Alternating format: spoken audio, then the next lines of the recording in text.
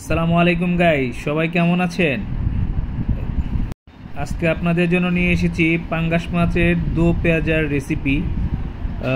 প্রথমে আমরা পাঙ্গাস মাছটাকে ম্যারিনেট করে নিয়েছিলাম।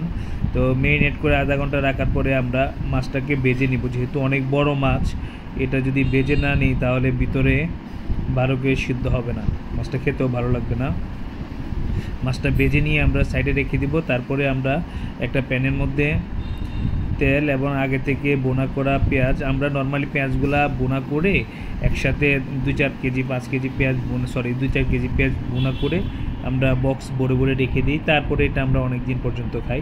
এতে কি হয়, পেঁয়াজ বোনার যে নতুন করে টাইমটা ওইটা লাগে না।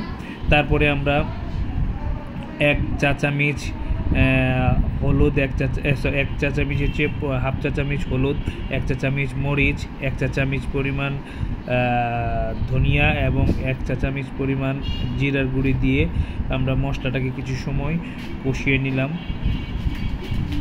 মশলাটাকে প্রথমে শুকনো অবস্থায় কষাবো, মানে তেলের মধ্যে কষাবো।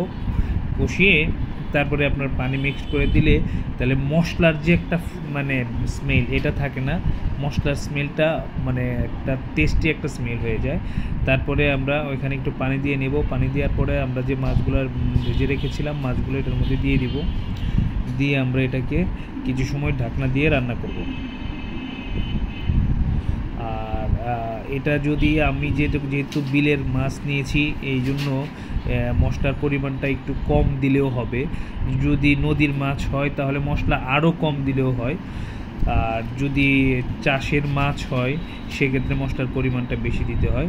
তারপরে আমরা কিছু কাঁচামরিচ আপনার মধ্যে দিয়ে ফেড়ে ওইটা দিয়ে দিয়েছি এতে, এবং কিছু ধনিয়া পাতা অ্যাড করে দিয়েছি। এতে পাঙ্গাস মাছের টেস্টটা অনেক ভালো হবে। থ্যাংক ইউ গাইস, আসসালামু আলাইকুম।